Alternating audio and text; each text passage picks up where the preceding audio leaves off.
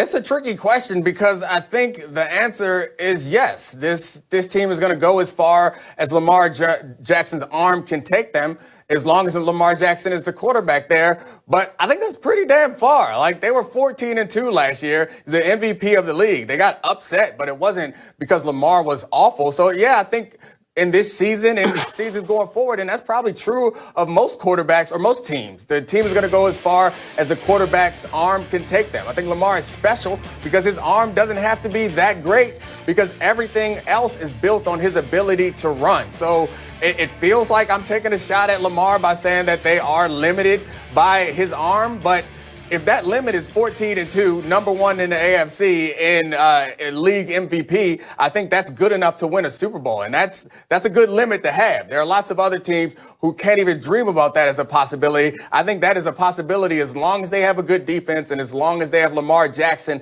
on offense. It matters less who they put around him because he is that special. So, yeah, his arm does limit them, but so does every other quarterback in this league. Yeah, so and that's why I'm going to go a different way with it. No, it doesn't limit them. They just got to play a different way. You know, it's like if a guy is great in the post, or if a guy can hit home runs, you build things around that. If they have a certain deficiency, and I don't necessarily know if we count Lamar's arm as such a deficiency as it is just not his legs, right? It's just not his athletic ability. And we and we critique so harshly about what he does as a passer. Listen, I'm a part of it too, right? I was a part of wanting to see him take the next step, not because I think that the way he plays football can't win you a Super Bowl or it can't win you games. My thought was, holy cow, if he starts to create plays outside the numbers, he's going to be absolutely unstoppable. It was more a want for me than a need. And I think they kind of got caught up in that at the beginning of the season too. Greg Roman had this dude who could score you 28, 30 points a game, taking the ball to the hole and dunking, and he tried to make him Steph Curry to shoot three-pointers. That doesn't work. What you got to do is play to Lamar Jackson's strength. And when his defense is healthy, when these running backs are healthy, when you have the tight ends, whether it was Boyle, who's hurt early on in the season, or Mark Andrews to make the catches in between the numbers, this team is very difficult to beat. When you let Lamar be Lamar, when you let him be the best athlete on the field. And they don't need to get away from that. They need to continue to build their team around what he does best. And because it's unfamiliar and we haven't seen it, doesn't mean that it can't work. Lamar is Giannis in this scenario. I'm glad you brought up that basketball analogy because that's the same thing with Giannis. Everybody like, if he develop a three-point shot, he going to be unstoppable. You know what? No, and then he shoot air balls. Not going to guard that. But anyway, Rob, just go ahead and let Lamar be MVP Lamar and get some people around him to compliment him. Sorry, Rob, go ahead. No, that's what I was saying about just people around him complimenting him, because just like what RC is saying, you put the best team around the player and you try to make the best of his abilities win you football games. And when you have a quarterback like Lamar, when you're a defensive end or you're a linebacker, you have nightmares about trying to defend Lamar and the things that he can do outside of the pocket, his running ability.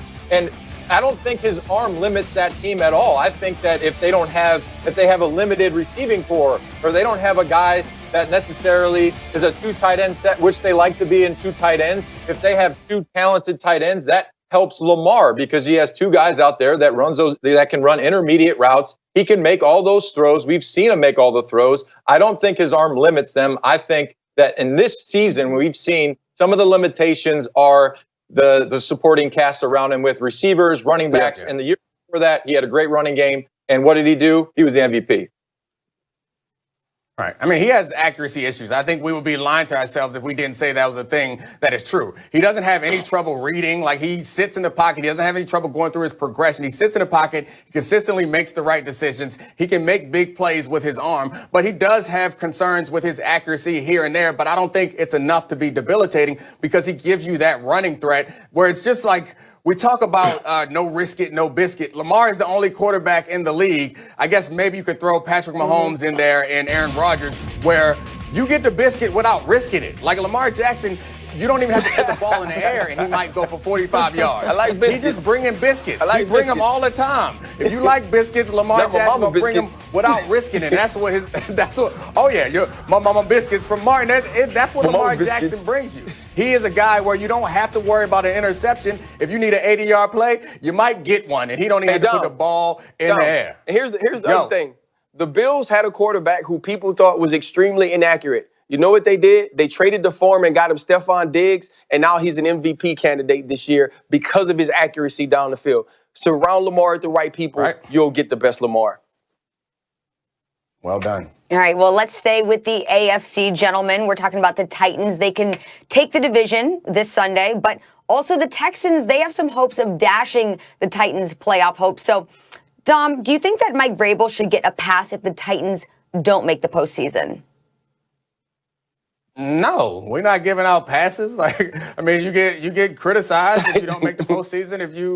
If you have a team that should make the postseason and you don't make it, like they won last year. We just started raving about how great Lamar is in the Ravens. They knocked them off last year. And we were coming in thinking that this was a team that we should be considering, that we should consider a Super Bowl contender because of how they played last year. So I love Mike Vrabel. We go back quite some time, and Ryan does too. And I'm sure that Rob knows him because Rob knows all the Patriots. I love all the Patriots. And Vrabel is a great guy. I love him.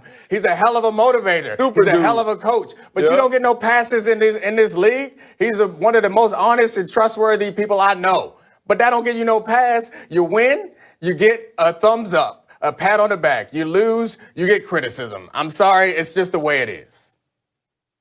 No, absolutely. Look, this team, when they went on this stretch at the end of last season, once Ryan Tannehill was inserted, that was a huge thing for Mike Vrabel, right? You go away from Marcus Mariota, who was supposed to be the franchise guy. He was the number 2 overall draft pick. And you bring in this guy, Tannehill, who said himself he thought he was going to be a backup, that he didn't like not having opportunity to compete. And you give him $99 million because of how you finished last season. You extend Derrick Henry because of the way he finishes last season. And so you do that in hopes that that carries over to this year. And now you're in that same position with an opportunity to be up on the Kansas City Chiefs and win the football game. That's what you were playing for. And so to not get into the playoffs, that's inexcusable. That's not where the Tennessee Titans plan to be, especially when you start the season the way that they did. And so if they lose, it's not going to be, okay, let's throw away the organization. Let's get rid of Mike Vrabel. We got to start this thing all over again. But this will be on his resume. This will be a failure in the sense of what the Tennessee Titans were supposed to be this year. And that's on the head coach. And it starts with Mike Vrabel. Mm-hmm. Yeah. I was 50. I played for the Patriots. Yeah. I know Vrabel, but he gets no pass. There's no passes here. I know you guys are gonna, clown on me because I played for the Pats and I was, the guy that wore 50 after Vrabel. Yeah. I get it. But the NFL is a production league. The NFL, we all know it's all about what you produce. And if you go out on the football field, you have a talented team, like we talk about the Browns. And how, they're not able to get to the playoffs, but they're very talented. Of course, there's no passes. So Vrabel, he's a great coach. He's a great motivator of men. He's going to challenge people. He's going to call people out. He's going to get the best out of every player on that team. But guess what? If they don't make the playoffs, he's still going to be the coach. He's still going to be there. He's going to take some criticism for not making the playoffs. But I can guarantee in the offseason, it's going to be a long offseason for everybody on that roster because he's going to challenge every single person in that locker room. If you're going to be here, we need to be better than they were last year. They still have a chance to make the playoffs, but there's no passes here. There's no pass. No one gets a pass. Can I say just one thing before we move on? It depends on Rob, is it okay? No, I'm just going to ask you a question. I was going to ask you a question, Rob. Is it okay if I call you Psych Vrabel? Is that all right?